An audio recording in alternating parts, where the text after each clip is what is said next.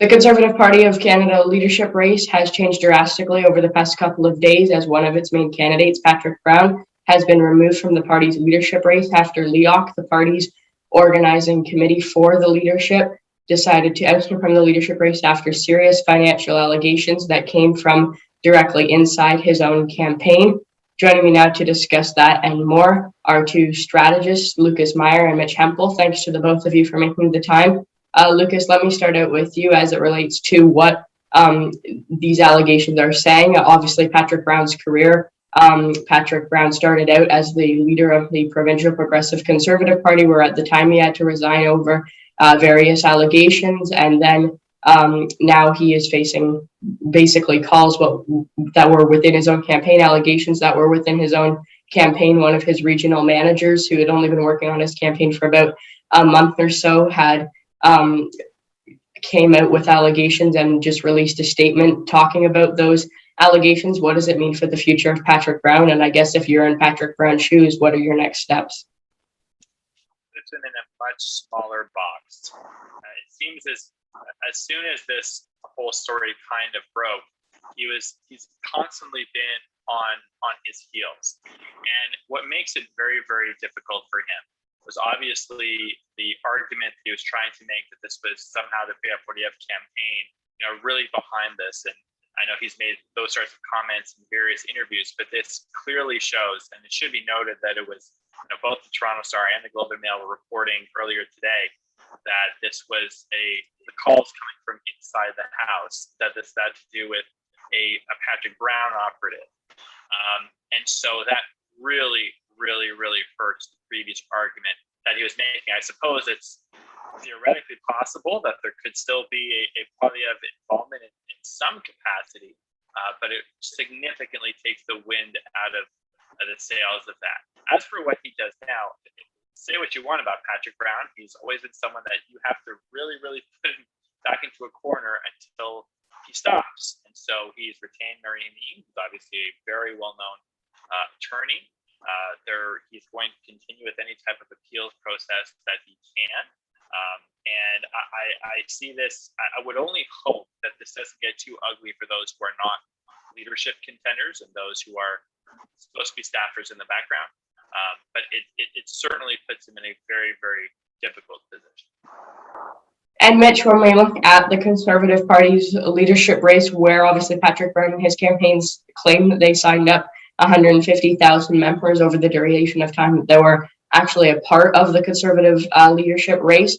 I mean, what's going to happen now to those 150,000 members, and where, I guess, strategically do you think those supporters and members of the Conservative Party may go? And I guess specifically, which percentage of them do you think may vote for another candidate versus which percentage of them may just not vote at all? Yeah, so I think we're first going to learn that Patrick couldn't count very high. Because I don't think it was 150,000 members. I think they claimed 150,000 members was what they signed up at the end. The short-term answer to that question is, listen, Patrick's support has been heavily concentrated both in his Ontario PC run and now in Canada's vast ethnocultural communities, predominantly in the Greater Toronto area, in the Greater Vancouver area. But also in this race, we saw some increase in membership in Calgary, Montreal, Laval, some of these areas with very high, in particular, Muslim concentrations. So that's where the members are. As to the conversion rate, which is the ability for a campaign to actually turn a member into a voter, Patrick's numbers on that have always been kind of bad in every race. And part of that is just how he sells memberships, which is, if you look at how Pierre sells memberships or Jean Charest sells memberships or any of the other candidates, it's usually very person to person through events, through telephone banking, through any number of, so people have a direct connection with the candidate. Patrick sells memberships through a sort of brokerage system and through intermediaries in faith communities and sporting communities and cultural clubs. So these people have less of a personal connection to the candidate himself, which lowers the likelihood they'll actually go out and turn out to vote. A good example of this we saw in the 2018 Ontario PC race. there were about 21,000 Ontario PC members in Brampton East at the start of 2018, and they were all supposedly signed up by Patrick. When he was no longer on the leadership ballot, when it came down to Doug Ford and Christine Elliott, the turnout in Brampton East was only about 10%. It was about 2,000 members. Now, 2,000 members is really good for overall turnout for a riding association, but 10% is really bad. So the greater likelihood is that they will all just drop. Not all of them, but a significant number of them will drop off.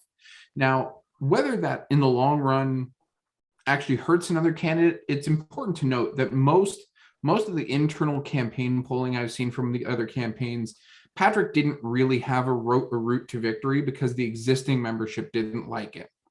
So his ceiling was those people he had sold to. I don't know that it really will impact the race one way or the other.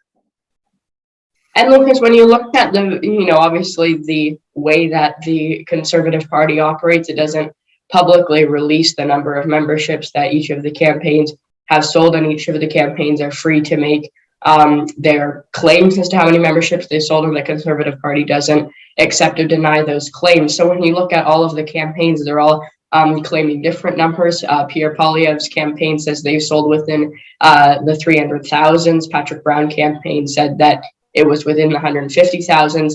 When we look at those numbers as to how many each of the party campaigns have sold, it would obviously be unprecedented numbers when you put all of those numbers and add them up together. So I guess, what does it mean that now 150,000 people who supposedly bought a membership for the Patrick Brown campaign may now feel like, I guess, there's no place for them in the Conservative Party? Or do you still think as if, the people who had the intention of voting for Patrick Brown, do you still see there being an opportunity for those supporters to perhaps go to another candidate?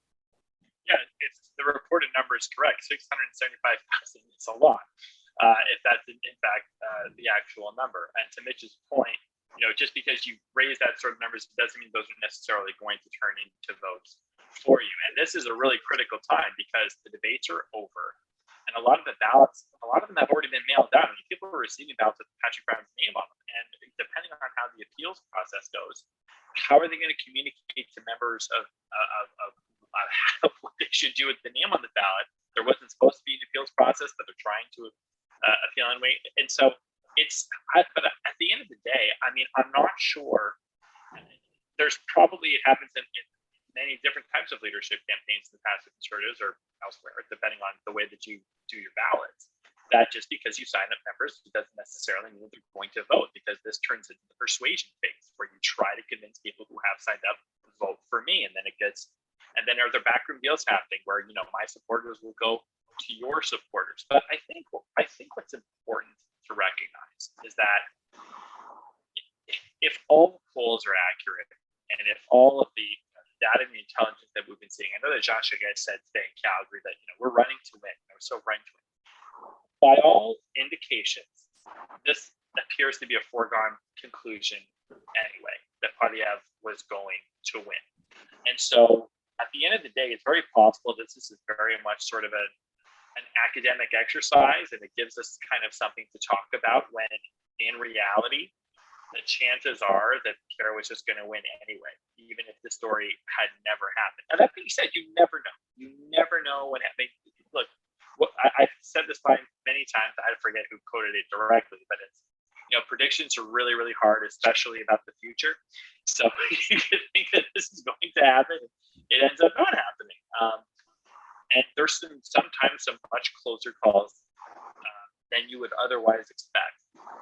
But I think, given everything that we know now, regardless of what the most accurate number is, it's just really hard to see any path towards the majority of the votes not going for Poilievre. So if Charest's people are still saying that they have some sort of path that they're going to win, and I suppose you have to say that externally, you have to show that you have a chance to win. It's July 7th, and September's not that far away, really, and it's the summer, and we're past the policy phase, and we're past the debate phase. This could end up being one long way to talk about the race that's could very well be a foregone conclusion.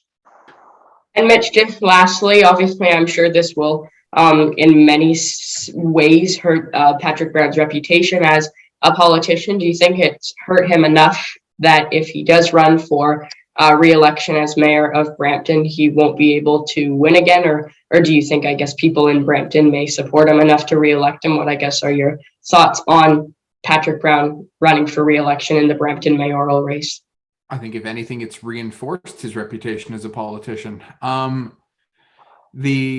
The reality is, like, and Robin Urbach in the Globe and Mail did an excellent job of this today. Like we are not talking about some innocent, naive wandering through the world of politics only to be befelled by not understanding the donation rules. Patrick Brown seems to have trouble understanding most political legal rules.